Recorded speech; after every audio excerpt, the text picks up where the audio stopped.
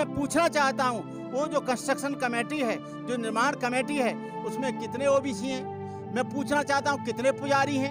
कितने पुजारी उसमें धार्मिक गुरु हैं, राजनीति से आपका कोई लेना देना नहीं है, लेकिन मैं ये भी जानना चाहूंगी कि 2022 में विकल्प के रूप में आप किसको देखना आईएएस चाहते देखा, आईपीएस देखा, इंजीनियर देखा, डॉक्टर देखा, और मेरे ही परिवार में 2-3 ब्राह्मणों की लड़कियां हैं। तब जाति नहीं देखते हैं। जाति ये जब देखते हैं जब गुलाम बनाते हैं। उसकी जाति से उसे संबोधित किया जाएगा कि चमार डीएम आया है, धोबी डीएम आया है, मुस्लिम डीएम आया है। राजनीति फैलाती है। जातिवाद तो तुम्हारे ग्रंथ फैलाते हैं। जातिवाद तो तुम्हारे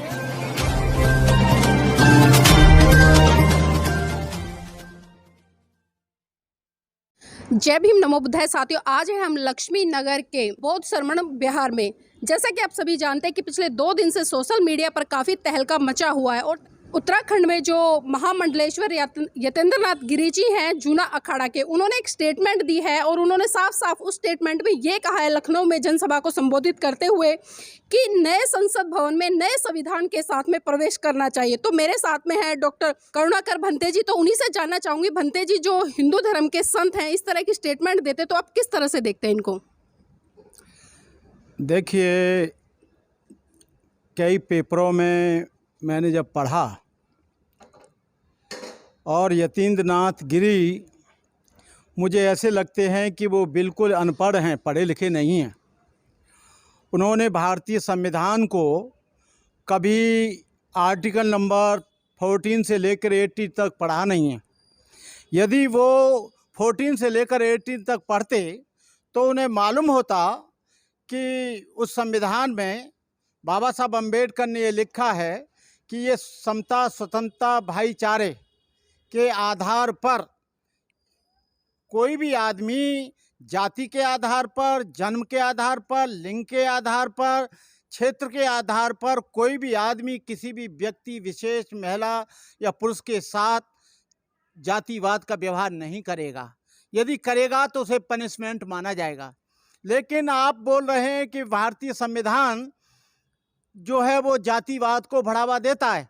भारतीय संविधान ने कभी जातिवाद को बढ़ावा नहीं दिया और भारतीय संविधान ने कभी ये नहीं कहा कि आप सारे मंदिरों में केवल ब्राह्मण ही रहना चाहिए, पूजा पाठ का कार्यक्रम केवल ब्राह्मण ही करेगा। अरे जातिवाद तो आप लोग यतेंद्र गिरी जी फैलाते हो कि सारे मंदिरों में ब्राह्मण हैं और आज तक किसी भी बैकवर्ड या शेड्यूल कास्ट का आदमी आज तक शंकराचार्य नहीं बन पाया। यदि कहीं शंकराचार्य है तो हमको बताइए। और कोई भी व्यक्ति कथावाचक भी नहीं बन सकता। अरे जातिवाद तो तुम्हारी मनुस्मृति फैलाती है, जातिवाद तो तुम्हारे ग्रंथ फैलाते हैं, जातिवाद तो तुम्हारे वेद फैलाते हैं, जातिवाद तो तुम्हारी सुक्तियाँ फैलाती हैं, जातिवाद तो तुम्हारे मन की जो भावनाएं, धारणाएं वो फैलाती हैं। कभी भी संविधान ने, और संविधान बदलने की जो बात आप कर रहे हो, आपको मालूम होना चाहिए कि जो संविधान के खिलाफ बोलता है वो इस देश का नागरिक नहीं होता है। आपकी तो नागरिकता ही खत्म कर देनी चाहिए, क्योंकि भारतीय संविधान इस देश से चलता है और भारतीय संविधान के नियमावली के अनुसार पूरे देश में जो कार्यपालिका है, न्यायपालिका है, विधायिका है, वो बिना संविधान के नहीं चल सकती। आपको बताएं, पार्लियामेंट जो चलता है और विधायिका जो चलती है, न्यायपालिका जो चलती है, जितने भी इलेक्शन होते हैं वो संविधान के थ्रू होते हैं। और आप कह रहे हैं कि हम संविधान को, इस जो नया संसद बनेगा हम संविधान को बदलेंगे। ये संविधान बदलेगा आप तो आपको मालूम नहीं है कि देश में कितना भूचाल आ जाएगा, आपको मालूम नहीं है कि देश में क्या हो जाएगा। आप इस देश के दुश्मन हैं। जो संविधान बदलने की बात करता है वो इस देश का दुश्मन है। जो संविधान बदलने की बात करता है वो इस देश को टुकड़ों में बांटना चाहता है। जो संविधान बदलने की बात करता है वो घोर जातिवादी है। जो संविधान को बदलने की बात करता है वो इस देश को तोड़ने का प्रयास कर रहा है, दुष्प्रयास कर रहा है। आपको बताएं यतीन्द्रनाथ गिरी जी, आप संविधान को उठाकर पढ़िए और दुनिया के लोग कहते हैं, इंग्लैंड के लोग कहते हैं, जापान के लोग कहते हैं, अमेरिका के लोग कहते हैं कि जितना सुंदर भारत का संविधान है उतना सुंदर दुनिया में कोई संविधान नहीं। हमको मालूम है कि आपकी आरएसएस ने और आप लोगों ने एक संविधान तैयार कर लिया है जिसको लागू करना चाहते हो, लेकिन हम आपको बोलते हैं पूरे चैलेंज के साथ, जिस दिन ये संविधान बदलेगा, जिस दिन दूसरा नया संविधान लागू होगा, उस दिन इस देश के हालात अच्छे नहीं होंगे। आप इस बात के स्वयं जिम्मेदार होंगे जो लोग इस देश के संविधान को बदलने की बात करते हैं। जी, उन्होंने इसके साथ साथ में ये भी कहा कि जो नया संविधान लागू होगा या नया संविधान सरकार को जो लागू करना चाहिए, जो उसमें आरक्षण जो अभी वर्तमान में संविधान है परम पूज्य बाबा साहब के जो तहत लिखा गया, उसमें भी प्रावधान करने चाहिए और उसमें दोबारा से संशोधन करना चाहिए। तो क्या लगता है कि कहीं ना कहीं लोगों की जो जातिवादी मानसिकता है आरक्षण को लेकर, वो उभर कर नहीं आती? भाई, आरक्षण ये कोई वो नहीं है, ये संवैधानिक अधिकार है और आरक्षण का आर्थिक स्थिति से कोई लेना देना नहीं है। मतलब आप लोग आर्थिक आधार पर आप लोग आरक्षण की व्यवस्था करेंगे और जन्म के आधार पर, जातिगत आधार पर भेदभाव करेंगे, ऐसे कैसे चलेगा?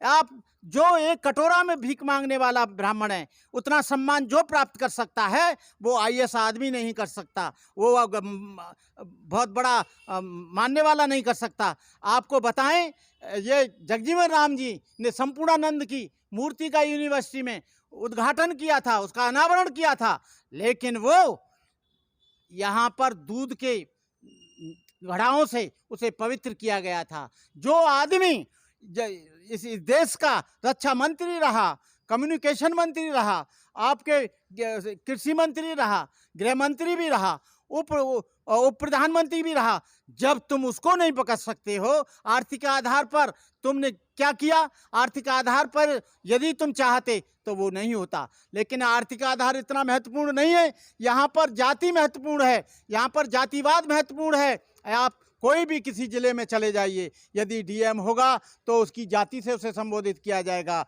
कि चमार डीएम आया है, धोबी डीएम आया है, मुस्लिम डीएम आया है, राजपूत डीएम आया है, ब्राह्मण डीएम आया है, तिवारी आया है, द्विवेदी आया है, चतुर्वेदी आया है, उपाध्याय आया है। ये जातियाँ को यदि खत्म करना चाहते हो तो एक नियम बना दिए कि सब लोग भारतीय हैं और भारतीय आधार पर कोई जाति, कोई लिंग, कोई वर्ण न लिखा जाए तो हम मानते हैं। जी भंते जी, इसी के साथ साथ में उन्होंने ये भी कहा कि जो मुस्लिम समुदाय के लोग हैं उन पर जनसंख्या नियंत्रण का कानून बना चाहिए, क्योंकि अगर कोई भी व्यक्ति 2 बच्चों से ज़्यादा पैदा करता है तो उसको जो सरकारी लाभ मिलता है उसको रोक देना चाहिए और जो इनके मदरसे उनको भी बंद कर देना चाहिए। क्या इस तरह से एक जो संवैधानिक अधिकार लोगों को मिले हैं मुस्लिम कम्युनिटी को, वो नहीं छीनने का काम कर रहे हैं लोग? भाई देखिए, माइनॉरिटीज को कोई तुमने अधिकार नहीं दिए हैं, माइनॉरिटीज को संविधान ने अधिकार दिए हैं और संविधान को तुम संवैधानिक अधिकारों को, आरक्षण संवैधानिक अधिकार है, यहाँ पर अल्पसंख्यकों का संवैधानिक अधिकार है, लेकिन तुम संविधान को मानोगे ही नहीं, उसे इम्प्लीमेंट ही नहीं करोगे तो किया क्या जाएगा? तो आप लोग अपनी मनमानी करोगे और मनमानी करोगे तो इस देश में बहुत बड़ा भूचाल आएगा। जी, उन्होंने सभा को संबोधित करते खासकर जो वहाँ पर जो हिंदू धर्म के लोग बैठे थे उनसे एक अपील भी की कि आप हिंदू लोग हैं और आपको जो मुस्लिम समाज की बहन बेटियां हैं, क्योंकि उन्होंने ये कहा कि जितने भी मुस्लिम थे वो पहले सभी हिंदू थे, तो आपको रोटी बेटी का संबंध भी स्थापित करना चाहिए, बेटी है उसको अपने घर में बहू बनाकर लाना चाहिए। तो किस तरह से देख रहे, कहीं ना कहीं एक दूसरी तरीके से धर्मांतरण का तो संदेश नहीं देती हैं ये बातें? देखिए, न ये धर्मांतरण की बात है, ये इनकी जिद की बात है और ये आरएसएस का एजेंडा है और किसी का एजेंडा नहीं है। आरएसएस तमाम तरह के, पहले वो कोई आईएएस शेड्यूल कास्ट का आदमी हो जाता है तो वहाँ जाति नहीं देखता, तुरंत अपनी लड़की को उसके पीछे लगा देता है और शादी हो जाती है। ऐसे कई आईएएसों को मैं जानता हूँ जिन्होंने जाति नहीं देखी लेकिन उन्होंने पोस्ट देखी, उन्होंने आईएएस देखा, आईपीएस देखा, इंजीनियर देखा, डॉक्टर देखा। और मेरे ही परिवार में 2-3 ब्राह्मणों की लड़कियां हैं, तब जाति नहीं देखते हैं। जाति ये जब देखते हैं जब गुलाम बनाते हैं। जैसा कि भंते जी अभी मैंने आपसे चर्चा की है इंद्रनाथ गिरी जी को लेकर कि जिस तरह से वो सभा को संबोधित करते हैं और हिंदू धर्म को बढ़ावा देने की बात करते हैं और एक तरफ जो माइनॉरिटी है, मुस्लिम समुदाय है, उसके धर्मांतरण पर भी रोक लगाने की बात करते हैं, तो कहीं ना कहीं ये जो बेसिक मुद्दे से भटकाने का काम नहीं करते हैं ये लोग? देखिए, एक तरफ तो ये धर्म परिवर्तन को रोकने की बात करते हैं और दूसरी तरफ जो है मुसलमानों को धर्म परिवर्तन बताने की बात करते हैं। एक तरफ तो ये जो बौद्ध हैं, जैन हैं, सिख हैं, या उनके धर्म में कोई आता है तो वो धर्म परिवर्तन हो गया, और ये मुसलमानों को बदलने घर वापसी की बात कर रहे हैं।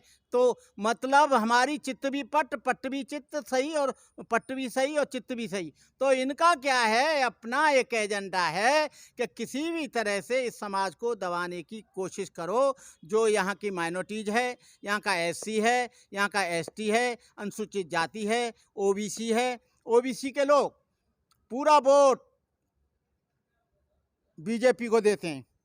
लेकिन ओबीसी के लोगों को मैं पूछना चाहता हूं, तुम्हारे लोग ही उसमें राम मंदिर को जब तोड़ा गया, बाबरी मस्जिद को, तुम्हारे ही बच्चे शहीद हुए। लेकिन मैं पूछना चाहता हूं, वो जो कंस्ट्रक्शन कमेटी है, जो निर्माण कमेटी है, उसमें कितने ओबीसी हैं?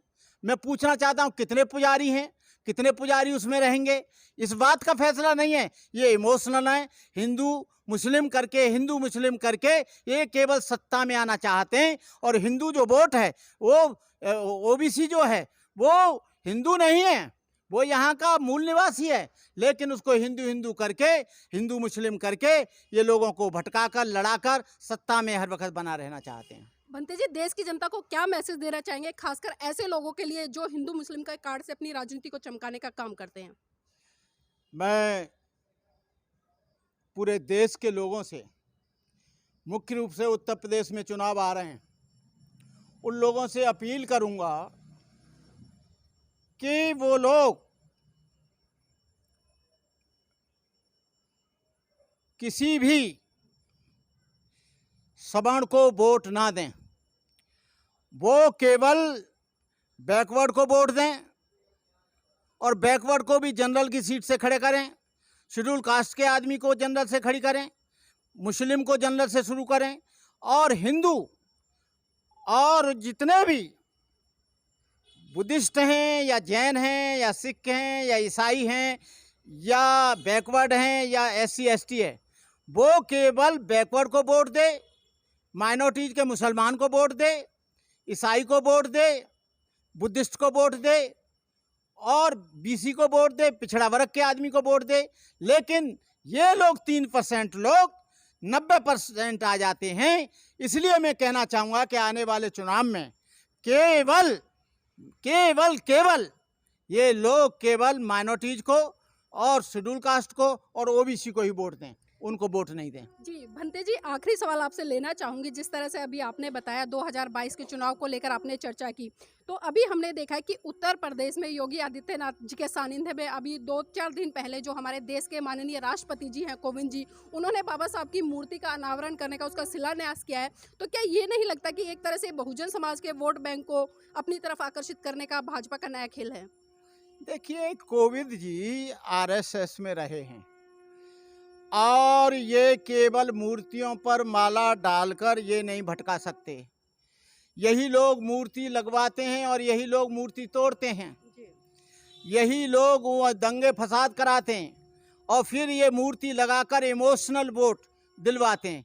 कोई वोट चाहे तुम 100 मूर्ति लगवा लो, 100 माला डलवा लो, अब बहकावे में ये समाज नहीं आएगा। वो केवल बहुजन समाज को ही वोट देगा और बहुजन समाज को ही आगे करेगा। जी भंते जी, वैसे तो आप धार्मिक गुरु हैं, राजनीति से आपका कोई लेना देना नहीं है, लेकिन मैं ये भी जानना चाहूँगी कि 2022 में विकल्प के रूप में आप किसको देखना चाहते हैं उत्तर प्रदेश में? हम विकल्प के रूप में बहुजन समाज पार्टी को, या उनके साथ और भी कोई जोड़कर चल रहे हैं, या बहुजन समाज पार्टी से अलायंस कर रहे हैं, बीजेपी को छोड़कर सबका स्वागत है, चाहे कोई भी पार्टी हो। और हम बहुजन समाज पार्टी को, बहन जी को पुनः 5वीं बार मुख्यमंत्री बनना देखना चाहते हैं, क्योंकि बहन जी ने बौद्ध धर्म के नाम पर, समाज के नाम पर, गरीबों के लिए और पिछड़े वर्ग के लिए उन्होंने जाति पाति से उठकर हर एक समाज के व्यक्ति को अपनी सत्ता में प्रतिनिधित्व दिया है। इसलिए बहुजन समाज पार्टी को हम लोग चाहेंगे। जी बहुत बहुत धन्यवाद। तो ये थे हमारे साथ में डॉक्टर करुणाकर भंते जी, जिन्होंने कई मुद्दों पर चर्चा की हमारे साथ में, और खासकर इस देश की जो सबसे बड़ा राज्य है उत्तर प्रदेश, उसके लिए एक बहुजन समाज के लोगों को नहीं बल्कि सर्व समाज के लोगों को एक मैसेज दिया कि हम उत्तर प्रदेश में 5वीं बार भी 2022 में बहन जी की सरकार चाहते हैं, क्योंकि बहन जी ने पर्टिकुलर किसी एक विशेष वर्ग के लिए काम नहीं किया, उन्होंने सर्व समाज को लेकर काम किया। जैसा कि आप सभी जानते हैं कि जो बहुजन समाज पार्टी है उसकी जो आइडियोलॉजी है वो है समता मूलक समाज की स्थापना, और उसी स्थापना को लेकर बहन जी को भंते जी ने जैसा कि कहा है कि 2022 में मुख्यमंत्री के रूप में देखना चाहते हैं। तो आप हमसे जुड़ने के लिए बहुत बहुत साधुवाद भंते जी आपका। Thank you very much. आपके चैनल के लिए बहुत बहुत आशीर्वाद। मेरा नीलम बौद्ध के लिए बहुत बहुत शुभकामनाएं। आप ऐसे ही काम करते रहें। आपका चैनल के लिए हम लोग पूरे साथ हैं। जी, थैंक यू भंते जी।